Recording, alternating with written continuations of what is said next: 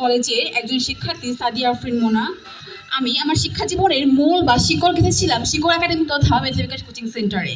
ক্লাসে যে আমি বড় ফার্স্ট সেকেন্ড থার্ড ছিলাম এমনটা কিন্তু না। পুরো ক্লাসের মধ্যে টপ 10 এর মধ্যে আসা ছিল আমার একটা অবাস্তব উচ্ছ্বাস। যখন আমি ক্লাস 5-এ পড়ি তখন আমার রোল ছিল 75, যেটা আমার জন্য খুবই লজ্জাজনক ছিল। 2022 সালে আমি মেধা বিকাশ কোচিং সেন্টারে আসি এবং আমার টিচার ছিলেন সম্মানিত রহমান স্যার। তিনি আমাকে খুব যত্ন সহকারে বুঝিয়েছেন এবং খুব ভালো বুঝিয়েছেন। আমার জীবনের অন্যতম একটা সাফল্য ছিল পুরো সেকশনের মধ্যে ম্যাথে 100 পাওয়া। আমি ক্লাস 5-এ আমার সেকশনে একা 100 পেয়েছিলাম। এই অর্জন শুধু আমার না, এই অর্জন আমার রহমান স্যারের জন্য।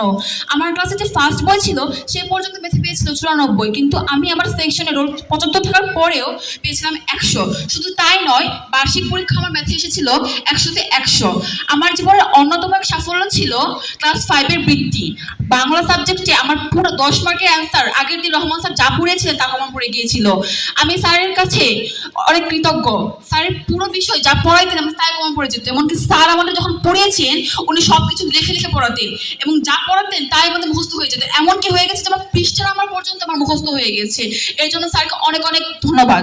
আমি যেখানেই যাই যেখানেই থাকি আমি স্যারকে কখনো ভুলবো না, কারণ স্যার আমার জীবনের, আমার শিক্ষা জীবনের ভিত্তি মূল শিকড়কে মজবুত করেছেন। আমি যেখানেই থাকি যেভাবে থাকি আমার জীবনে আমি